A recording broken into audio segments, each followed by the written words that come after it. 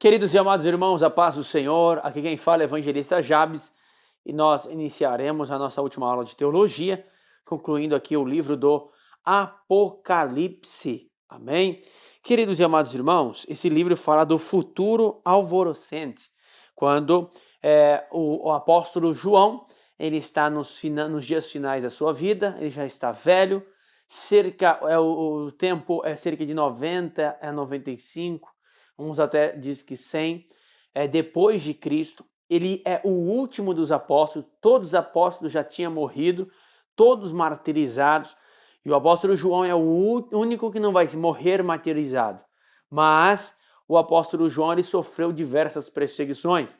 A grande perseguição começou aos cristãos depois de que o Nero incendeia Roma no ano 64, ele começa a grande perseguição e aí dá início. Mas aqui quem é o imperador, segundo a história, é Domiciano.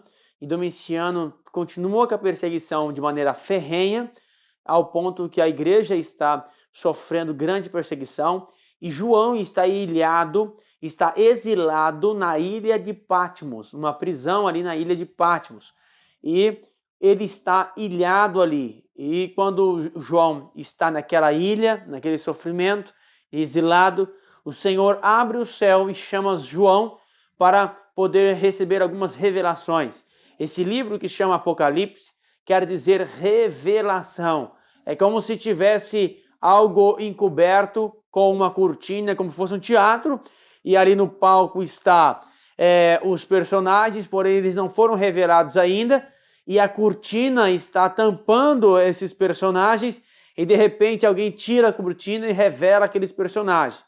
Então isso que quer dizer o livro do Apocalipse, revelação, é tirar a cortina, tirar o véu. E o apóstolo João, Deus concede a ele essas revelações, essas visões acerca do céu e acerca também das coisas que em breve iriam acontecer. Amém? Então, afirmando a vocês, o autor já afirmei a vocês, é o apóstolo João e o destinatário, principalmente os irmãos da Ásia Menor, as 7 igrejas que estavam ali na Ásia Menor, possivelmente a data, como eu disse para os irmãos, é cerca do ano 95 a seguir depois de Cristo, e quem era o imperador nessa época era Domiciano, ele que era o imperador nesta época, e o objetivo desse livro é pelo menos 3. Em primeiro lugar, ajudar a igreja a compreender corretamente a sua situação. Em segundo lugar, capacitar a igreja a viver para o Senhor, viver para o Senhor. Em terceiro lugar, é consolar a igreja apontando para a vitória do reino de Deus. Amém? E João, ele agora vai escrever este livro. Vale ressaltar que ele escreve com pelo menos 3 perspectivas. Primeiro, ele escreve das coisas que você viu. Então, as coisas referentes àquilo que ele vê, né? Referente a Cristo. Está no capítulo de número 1. Ele escreve também referente à igreja, as coisas presentes, né? As coisas que são. E também referente ao futuro, ao reino, as coisas que acontecerão ou em breve vai acontecer, nos capítulos 4 ao 22. Amém? Então, nós vamos ver um breve panorama do livro. Primeiro, no capítulo de número 1, versículo 1 ao 3, vai falar da introdução, saudação e tema está no capítulo de número 1, o versículo de número 4 ao 8. As grandes visões do livro podem, segundo o capítulo 1, versículo 19, ser subdivididas em 3 coisas, como eu disse para os irmãos. As coisas que tem visto, né? Está no capítulo de número 1, as coisas que são, capítulos de número 2 e 3, e as coisas que depois dessas coisas acontecerão, são as visões futurísticas, são as visões do futuro, que vai do 4 ao 22. A parte D é a parte eclesiástica do livro, que vai do capítulo 4 ao 22, que abrange a maior parte do livro, que se refere às coisas que depois dessas coisas hão de acontecer, tá? E pode se dividir em primeiro lugar, o capítulo 5 e 6, que fala Deus no trono e o Cordeiro. E a palavra trono no Novo Testamento aparece cerca de 15 vezes, mas só no livro do Apocalipse aparece 40 vezes. Então, tirando o livro do Apocalipse, no Novo Testamento aparece 15 vezes, mas só em Apocalipse aparece mais de 40 vezes. Para você observar que, por mais que a história do mundo pareça que o mundo está abandonado, como se diz os deístas, que diz que Deus criou e abandonou a sua criação, ainda mais que quando mais vai adiantando e chegando às catástrofes, às pestes, como está acontecendo hoje, essa pandemia e outras coisas mais, cada vez mais as pessoas falam assim, onde está Deus nesta hora? Os deístas dizem, talvez ele criou e abandonou. Os ateístas dizem e negam a existência de Deus. Mas Deus está no seu trono, o trono está ocupado, o trono está no céu ocupado e nada foge do controle de Deus. Ele é soberano, amém? Ele é soberano, o nosso Deus é soberano. O Cordeiro de Deus, né, está no trono. Em segundo lugar, os 6 primeiros selos, tá? Depois eu vou ressaltar aqui, quero ressaltar com vocês os selos. Em primeiro lugar, o primeiro selo fala acerca, pode ser a marcha triunfante do Evangelho, se você entender que o cavaleiro lá do primeiro selo é realmente o símbolo do Senhor, vitorioso que leva o Evangelho, ou que eu acho a melhor interpretação, é alguém com um cavaleiro branco, é a imitação de Cristo, que é quem é a besta e o anticristo. Isto seria a falsa paz proclamada pelo anticristo, tá?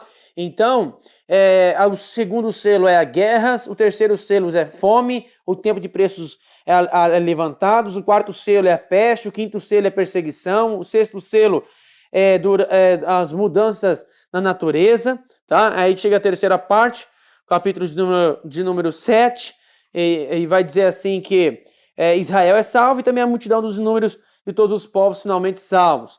A quarta parte é o livro futuro que vai ser aberto, tá?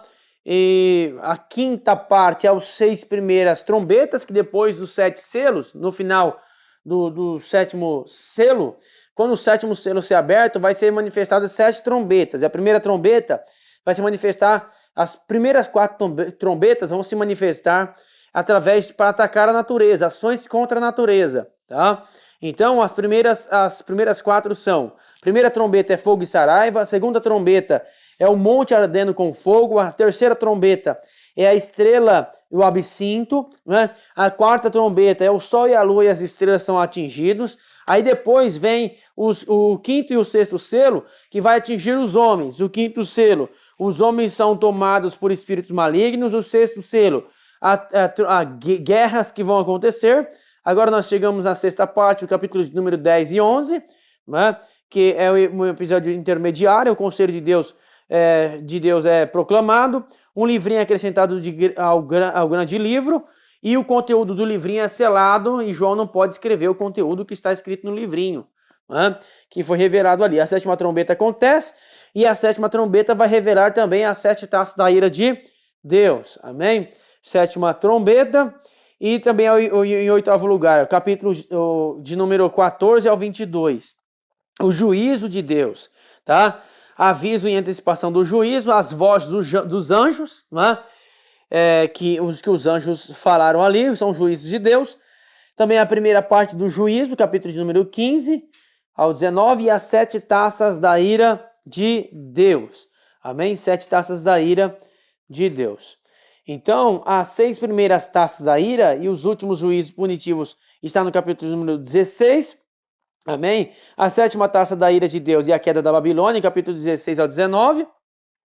E também a segunda parte do juízo de Deus, que vai do capítulo 19 ao 20, que é o primeiro estado, a volta de Cristo para o juízo sobre os inimigos. O segundo estado, que é Cristo e os seus santos, que governam por 1000 anos, chega o milênio. E o terceiro estado, que é o último ataque de Satanás, o castigo eterno. E o juízo eterno, o juízo final.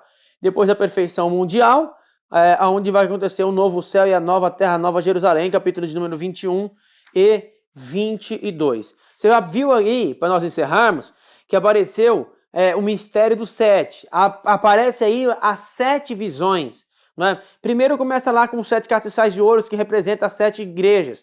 As 7 estrelas que estão na mão do homem ali, o semelhante ao filho do homem, que tem as 7 estrelas na mão, que representa as 7 igrejas, 7 pastores das igrejas que estão na Ásia. Então, as sete castiçais representam as 7 igrejas. As 7 estrelas representam os 7 pastores, que são pastores da igreja.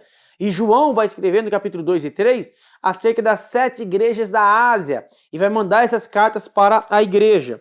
Amém? Então ele vê a primeira visão, o chamado de as 7 cartas, né, que eu disse para vocês, capítulo 1, 2 e 3. A segunda visão, os 7 selos, tá? Capítulo de número 4 a 8. A terceira visão, as 7 trombetas, são o juízo de Deus, os 7 selos e os 7 trombetas são o juízo de Deus. E também a quarta visão, o anticristo, capítulo de número 11 ao 14. A quinta visão, as 7 taças da ira de Deus, que vai do capítulo 15 ao 16. A sexta visão, a queda da Babilônia, que vai do 17 ao 19.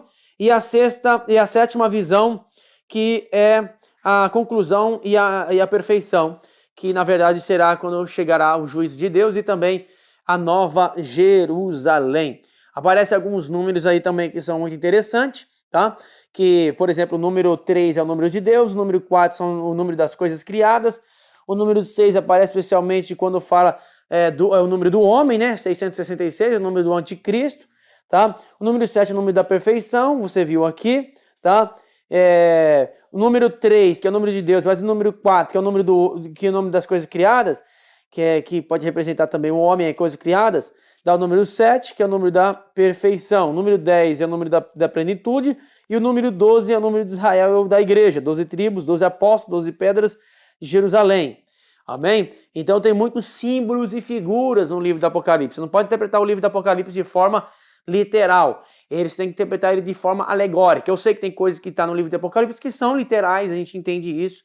As 7 igrejas que estavam na Ásia, as mensagens ali, o fundo histórico, a gente entende que é literal, porém muitos significados daqueles animais, daqueles seres são símbolos, são alegorias. Amém?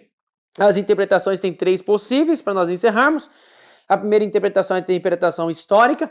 Para entender tem que ser naquela época, e João queria falar só para aquela época. Em segundo lugar, a interpretação à luz da história da igreja, que cada igreja da Ásia tinha uma representação para cada tempo da igreja aqui na Terra, até chegar aqui, a igreja seria a igreja de Laodiceia, né?